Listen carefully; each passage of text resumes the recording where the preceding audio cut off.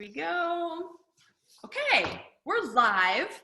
All right, so just want to tell people that we just spent the last 15 minutes laughing about how we couldn't get on Facebook split screen and we had people watching and it just wasn't working. So anyway, we're gonna do it this way.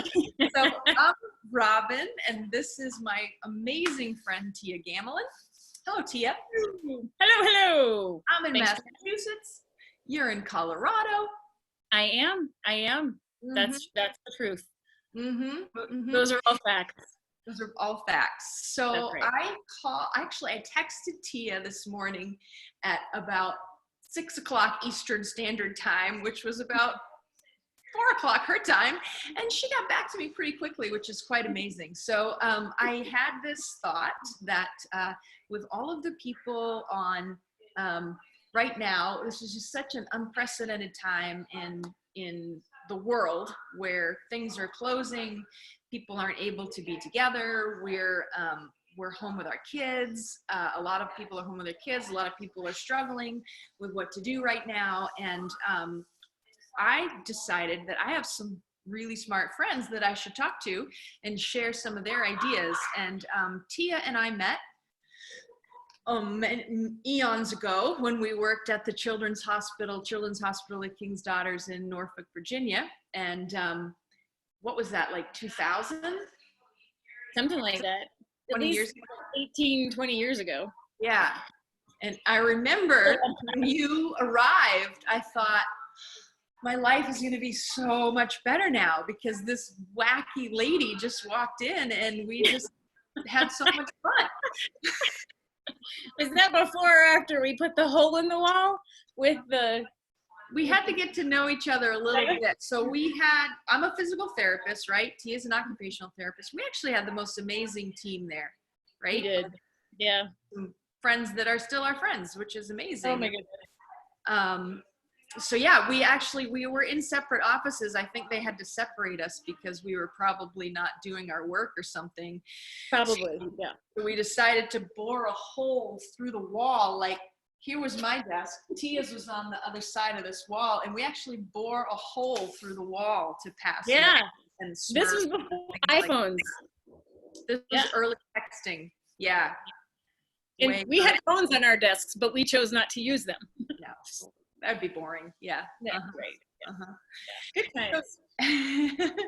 So Tia, my dear, I'm sure we'll diverge from our conversation, but we had the best chat this morning about finding a rhythm and how important that is right now with people way out of their rhythms. So tell me what you're thinking.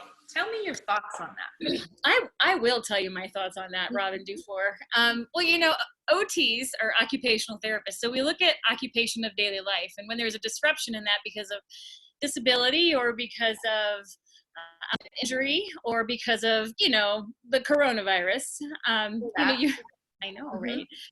We have to look at how are we, participating in our daily life and how are we being functional in our daily life. And so really it all comes down to function. And so in the conversation that you and I had earlier, it was just really talking about the rhythmicity of life and how when we have an insult, whether it's physical, emotional, mental, or environmental, there's an upset in your routines of daily life. And so how do we focus ourselves to have some sort of rhythmicity, some consistency, some sort of scaffolding to fall back on? And I think that when you look at finding the rhythms of life, of building those routines, it helps build habits. And when you have a new something that happens in your life that's different, having those habits to fall back on is incredibly helpful and grounding and stabilizing. Absolutely. And so what we had said was that you have this new situation where you have kids at home, maybe you're working from home, your kids are going to be working from home. That's a whole new sort of thing for lots of folks. And in trying to find and build new habits and new routines. And when you are able to build the fear of all this like anxiety. So it's not like, it's so different than a summer vacation, which can be stressful anyway. Like I know so many moms and dads who that I mean, it's fun in theory, but when there's no schedule, chaos ensues. And then you add on this unknown, and every 5 seconds a new message coming across the phone about what's shut down and who else is sick and what's going on. So when you said this about rhythms and routines, it really struck me, because I'm a huge believer of a morning routine. And I started doing this, I think 8 years ago now, when my life was chaotic, when I was in a relationship that was broken, and when I couldn't focus on my kids, and I needed something to grasp onto. And that's when I started my 5 a.m. get up, drag my lazy butt out of bed and meditate and move a little bit. And I read, and then I write. And if I don't get that, I'm kind of a mess. So think about our kids are out of their schedule right now. And I didn't mean to interrupt you so horribly there, but I'm so excited to hear about what your thoughts are on simple things. Like, it's got to be simple in order for us to do it, to create. I'm a huge believer in habits, and how once we get a habit, then we no longer have to devote so much energy and brain power and calories toward making all of our decisions. So there are healthy habits and there are not so healthy habits. So, but this rhythm thing that you're talking about, I'm really into that, and I'm excited about it. Yeah. Well, the thing is that, we've, as a parent and as a as a worker in the world, we've developed these rhythms and these habits, and we kind of take them for granted that that's what we're doing. And it's kind of, we don't even think about it anymore. And that's the whole nature of a habit and a rhythm. When you first have children, your whole identity shifts. You're no longer a woman just who is working, or a woman who's a spouse, or a woman who's a this or a that. You are now something so much more, and trying to find those new rhythms, and understanding that when you have those small children in your life, they need, you understand that they force a rhythm to your life.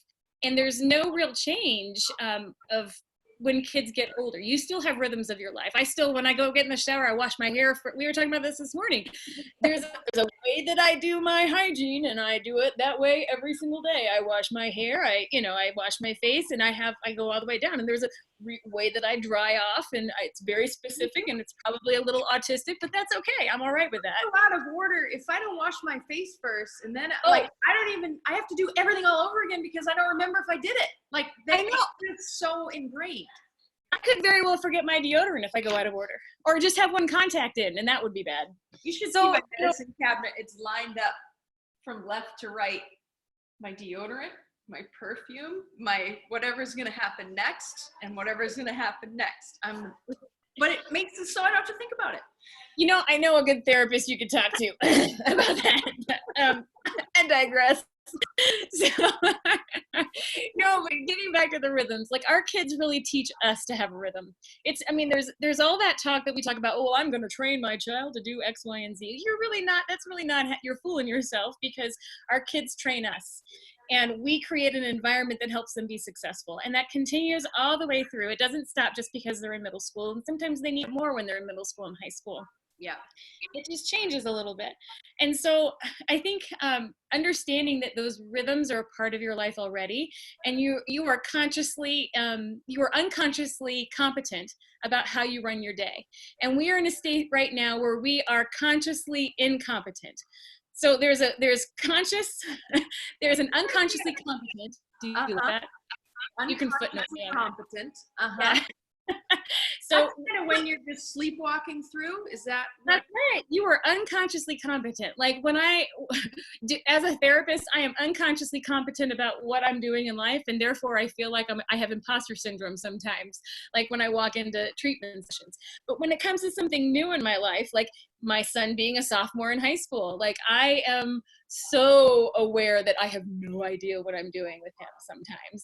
I am so consciously incompetent. Like, I am an expert on Tia Gamelin as a freshman, but the problem is he's a sophomore now. And so that's a real problem. But what we've done in our lives is we've created a framework or a structure that is always the same. So that year when we lived in Germany, that was like a whole upset to our family. Everything was different. The language was different. Where we lived was different. The kind of food we ate was different. But what was the same was that our family was all the same. Like, our structure and our habits that we did every day was always the same. And, you know, Friday night remained scum night, which is super cool, ultimate movie night. And, you know, Sunday night was game night. Wednesday night was choice TV night. All those different things, those rhythms of our lives stayed the same. The way that we did Christmas stayed the same. Our morning routine stayed the same. And then when my husband had to homeschool our kids, he created a rhythm of the day that was, you know, followed the general structure of what we did. But we always had this kind of framework, because we are an incredibly adaptable species. That's why that's why we're on top. And, you know, and that's, you know, Darwinism.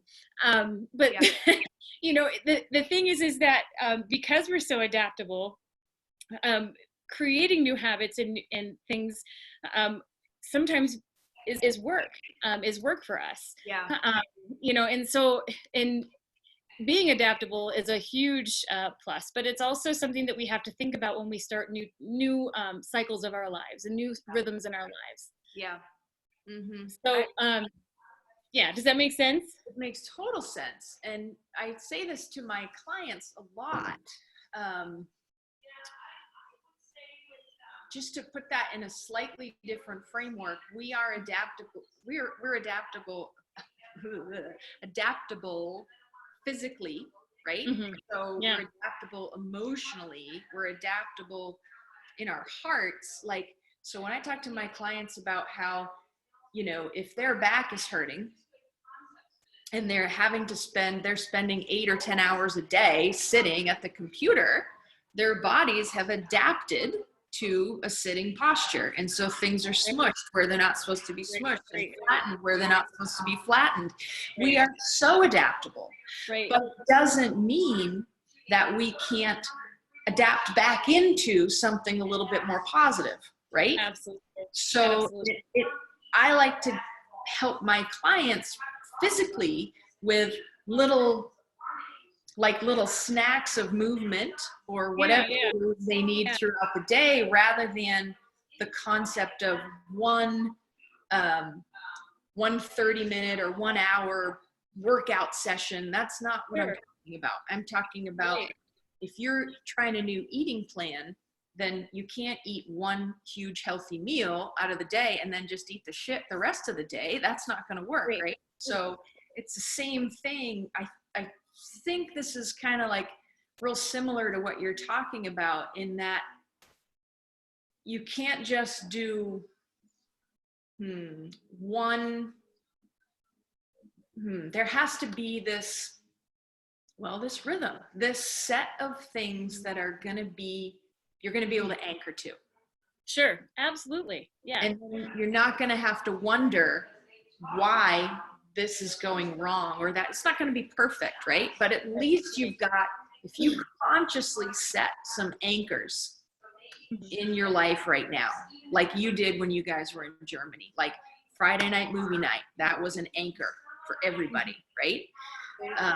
Having Christmas the same way, no matter where you are, that's an anchor. And it is so comforting for us as human beings to have something like that. And I think this is a huge time for all of us where we're going to need some anchors. Right. Well, you know, and I think it's really easy.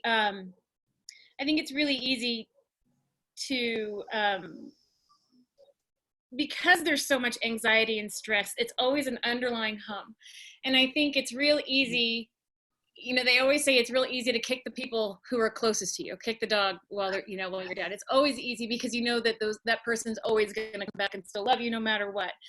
But there's some fracturing that happens there. And I think when you're able to make this shift and recognize that, this is kind of a really wonky time and space, and set up a family framework or something that you truly believe in about your family. And for our family, we started we have a family motto that we started when our children were very small, and it was that kindness wins. And so we would always return back to that. We would always say, like, if our children, we have 3 boys and a girl, and if our little boys were, kind of pummeling each other or just using unkind words, we would just say, how are we being kind to our brother right now? How are we being kind? Tell me a little bit about how you're being kind. And really, not talking at them, but talking with them and saying, tell me a little bit about how what you're saying right now is being kind, and really trying to get them to self-reflect without shaming them, but also holding them accountable to really thinking about and processing what it is that they're doing and how they're doing. Because I know that during this time, it's going to come up with, my husband and I, and with our kids and between siblings, because everything's different. And it's really easy to become anxious and upset and fly off the handle quickly. And so, and our own expectations as parents, who we want things done quickly. I want you to get this done, this done, this done, because I still have to do all my work online too. And that's a new thing for me. And I'm angry about that. And I'm confused about that. And I don't know how to make the Facebook Live work. And I'm just, anyway. And so, like, how do we manage that? And how do we manage those interruptions, those breaks in our own space and time? And how do we reset our expectations for what the daily grind looks like? And I think some of the real great advice that I've got from some homeschooling parents that I've worked with, and from my dear sweet husband who homeschooled our boys, was establish a rhythm and make sure that part of that rhythm is being outdoors. Because right now we know that children spend between, I think it's 4 to 7 minutes a day outside. And all the research that's out there right now, Robin, is just saying how much nature is healing emotionally, socially, in so many different ways. And having an hour out of your morning be a part where your children are outside, where you're outside, whether it's reading a book, or Abel's got to read Fahrenheit 451, and he's got to annotate that, and he's going to be doing that in the hammock outside. And just looking at the ways that you can be outside, and anchor that in the morning. You have breakfast, you have your morning meeting with your family, you have outside time, so that everybody can kind of be grounded in who they are. And then you come back together, you do your academic time between maybe 9 and noon. And then that generally, from a homeschooling standpoint, should be enough time for them to get their academic work done. 9 to noon. That's about right. Yeah. I mean, for individual instruction, if they're doing online learning, that 9 to noon time that's your chunk of work. And so if they are on task every time, every part of the day. And then in the afternoon, it's self-reflection time, where they have some alone time, whether it's reading books, but it's really living the technology during that time too, and just really allowing some self-reflection time, whether it's just hanging out and reading a book, or being outside, or whatever is good for each kid. Maybe it's practicing an instrument, maybe it's playing a board game, maybe it's just something that they want to do on their own. Just practicing some introvert time, I think is a real good thing. And then in the evening, shooting the basketball outside if they're into right, that kind of thing. Or well, and I think something else to look at here too is that because you have more time with family at home, the chores that normally aren't, that your kids might do during the week, they might have to have additional chores, because you as a parent cannot work from home, make sure kids are staying on task, and take care of your house, take care of your life, do all the cooking and the cleaning and all those kinds of things on top of that. So making a big chunk out of that chore time also. And so looking at that as part of something that you do too. And then I end your day with something that is a family walk. Maybe it's just a 20-minute walk, or just 20 minutes, 30 minutes outside as a family after you eat. And give those little kids something to do that's part of making the meal with your family too, because there's so much that happens in that. You can be talking about math skills during cutting and cutting up vegetables and things like that too. So all those kinds of things that are your part of your life that you feel like, this is my lane as a parent, this is my lane, and this is your lane as a child. And whenever you are home together, those lanes are blurred, and that feels really uncomfortable, I think, sometimes. For everybody. Absolutely. Right. Absolutely. And it's not The thing is feeling uncomfortable. The kids are right. uncomfortable too, right? So Right. yeah, I've found that I was not doing a great job. Like when I first moved with the girls on my own, and it was just the three of us, and I was trying to start a business, and I was not doing a really good job of giving them expectations on, or even like helping them through with the schedule of the day, because I was so stressed out trying to like figure out how we're going to do this new life. And Right.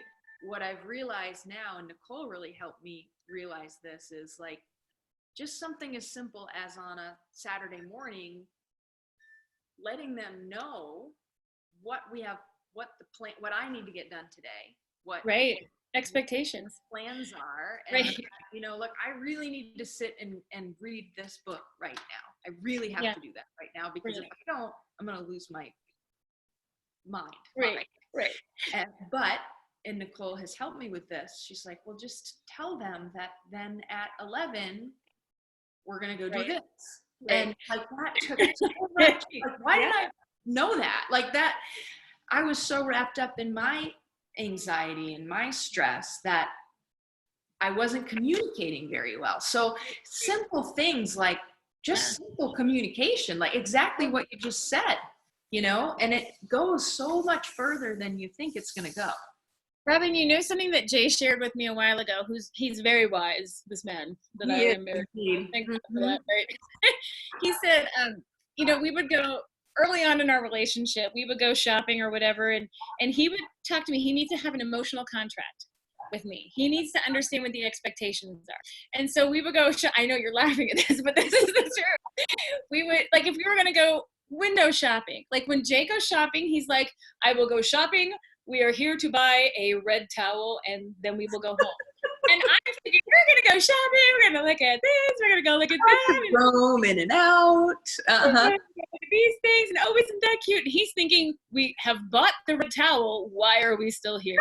And so like we would have this communication time of like, okay, he would sit there, he would look at me and he'd say, I need to have an emotional contract. What are we doing here?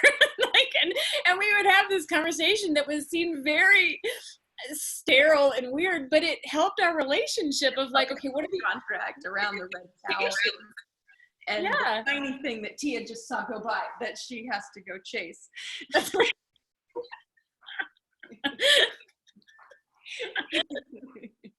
you talking about? Oh, this is here now.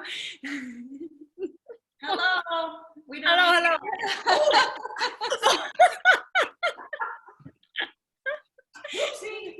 Okay, I just wanted to say hi. I don't want to interrupt. Come stay for a minute. Okay. So, yeah, don't touch your face. Don't touch your face. I keep touching my face. I know. It's a rule. You're not supposed to touch your face. You know this. Right. Right. Okay. So we were trying to do the Facebook Live, and we had all these people watching, but we couldn't make the split screen happen. So now we're Zooming. Yeah. Hence that word recording in the corner. I don't want to go up here. Yeah. But I was just, she's drinking wine. You guys haven't met yet, which is now. No, it's so weird. Yeah. Very unusual. It's very strange. Very strange. Yes. Yes. But we will all be together. Yeah. But I'm just giving you some props about how we're talking about rhythms with kids and like the stress right now of us all being out of our normal rhythms and how to find some anchors. And Tia's given some great examples of that. Oh. And I said that you really helped me figure out, like, I have to tell the girls what we're doing this day. Yes. Which I wasn't doing a very good job at. By the way, well, think about it. Like if you were to go to work and you never knew what the expectations were of you every day, you would be losing your junk. And I think about it with the kids that I work with who have special needs. Like if they don't have a visual schedule of what the expectations are for them minute by minute, they are going to melt down and have huge behavior problems because they can't verbally communicate. they think through pictures. And if we're not empowering them to have some sort of agency over their this is a very basic part of life, we are really setting them up for failure, emotional failure, lack of resiliency, of being able to have any sort of agency on the minute by minute aspects of their day, and which is the foundation of emotional regulation. And so, like, how can we ask kids to be emotionally regulated if and like an even keel, which we expect as parents, like, you should totally be even and chill all day because that's my expectation, but I'm not going to tell you anything that you're supposed to be doing today, but I'm just going to get pissed at you if you're not doing it. Right. You know, like, that's not fair. We would be a hot mess. That would be a toxic work environment. Yeah, if we were working in an environment like that. Well, I'm so glad you said that. Thank you. That's key, though, because we do have to put ourselves in our kids' shoes sometimes, right? And think about that scenario. Like, if this was, that'd be tough if you had a boss just not telling you what they wanted and then getting mad when you didn't do what they wanted. Right. And that's the way a lot of households run. And that's a little heartbreaking. Yeah. And like, one other thing that we haven't touched on yet, and I think we probably only have another minute or two, but is we've talked a lot about the kids and finding the rhythms for the kids. What about, it's hard to help someone else get into a rhythm if you are not stopping for a moment and figuring out your own rhythm and what you need. It's not selfish to need some time to reset and breathe and be still and reflect and think and dream and all those things that happen, right? Well, you know, one of the things that I talk about whenever I do speaking events for early childhood educators and parents and families, we talk a lot of the things that I talk about is behavior management with young children. And understanding the behavior is communication, and that as an adult you are in no position to help a child self-regulate if you yourself are dysregulated. Right. And understanding the first thing that kids lose when they're dysregulated is meaningful speech. And so they don't have the words. And understanding that we're not too far away from that as adults. Like, the things that we say are so like primitive brain, and it takes over the cortical thinking part, the frontal lobe part that kind of is that inhibitory response to talking and engaging with kids. And remembering that if we don't practice self-care, we are not setting our kids up for success. We are not creating an environment that sets anybody up for success. And so I always tell parents to have those phrases that are your go-tos, like the "tell me more about that," or the "right now we are," instead of "stop doing that, don't do that, no," because with some kids, no becomes a trigger for them and they won't listen to anything you have to say. Right. And instead of shifting it and turning it around to "right now we're putting on shoes. Right now we are reading a book. I understand that you don't want to go outside, but right now we're going outside. Right now our family's going outside, and it's not open to discussion. Right now we're doing this. And so it's very matter of fact, and you take that kind of limbic sort of emotional brain out of it. And this is the information that I have to share with you. And I have placed it over here in this visual schedule of what your day looks like. You're so good. Which I will show you if you would like to see my visual schedule. Yes, please. I will. We haven't had to use it for a while, but I think we might break it out again and change it a little bit. But here it is. Here, hold on. Let me see if I could. Oh, I don't know if you can. Oh, I love the kindness wins at the top. That's awesome. Let me see. Wow. So we haven't used it for a while, but even sorry, the curtain keeps going over there. Hold on. There it is. That it might come in handy again. Yeah, I might shift it a little bit because our needs have changed. Like, this was really to kind of keep the boys on task when we first moved into this house. And we used it for a little bit, but things have changed. Yeah. And so, and their routines have become more habit. Oh, and look, there they are. There's one. Oh, hello. Hi, guys. There's Abel. Where's Eden and Jude? Still walking. Okay. I just keep having kids coming out of the woodwork. Are there any coming out of anywhere else? Right. Okay. You recognize all of them? That's the next question. No, there's no more of that. No, that ship has sailed. But, you know, just having those things that, I mean, it could be dry erase, it could be a piece of paper, it could be something laminated, it can be whatever. It helps organize you. So you can stop saying the same words over and over again, which is exhausting mentally and emotionally when you're trying to hold so many things in your mind and trying to remember so many things. And then you also are giving them agency in charge of that. And kids want to be in charge of that. Like, and then we have a whole nother list. Yeah, and they thrive in that. Are in charge of some things, and well, what you're saying without saying is I love you and I trust you enough to do this. And that's really what that's about. Is that I trust you to do this. I know that you're going to do this. I know you're capable of doing this. And then we have a whole nother system for chores, but that's, you know. Anyway, a whole nother topic. Yeah. Then we have calendars, and you know, I basically OT'd executive functioned all my kids because are I always gravitated toward the OTs. I love you OTs. It's because we're a little hippy dippy. You are a little hippy dippy. And I was drinking out of my mug this morning that you gave me from Asheville, by the way. With the little praying like thing on the side. I love that one. The thing on the side, the brown mug. She loves that mug. Yeah, it's my favorite. I love that mug too. I loved it so much all the way up until the day that my husband broke it when we were in Germany, and I cried. I would have cried. Yeah. Oh yeah, I wanted to try to glue it back together. Yeah. But, yeah. That was a sad day. That was a sad day in the Gamelin household. I'm still sad about it. I'm going to cry for you right now because, yes, so these are matching mugs that you got for us when we worked together 20 years ago. Now you have the collector's edition, I guess. I do. And yeah, well, I could figure we could always have coffee together that way. Here's my, hold on. Where's your backpack? Did you leave the backpack? Oh, okay. Sorry. We're good. We're good. You're good. You found a cool stick? Cool. Oh, come here, meet my friend Robin. Here, come here. Here, come here. Me? Oh, hi. How are you, Eden? Eden, if you look really closely, she has fairy glitter on her cheeks. You know what? Glitter lasts a long time, too, so that's amazing. It's hard to get out. This is my first try, so thank you.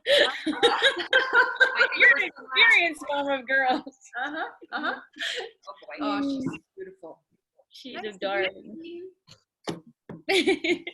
So, remember when we were thinking we might not ever get pregnant and have babies? And we were yes, I do remember that. And we were upset, and it was taking us a while, and Kelly Godfrey kept popping out baby after baby, and we were like, when's our turn? And then we'd have those 16-year-old clients with babies, and we'd be like, I'm a 16-year-old can have a baby. But I can't. But I can't.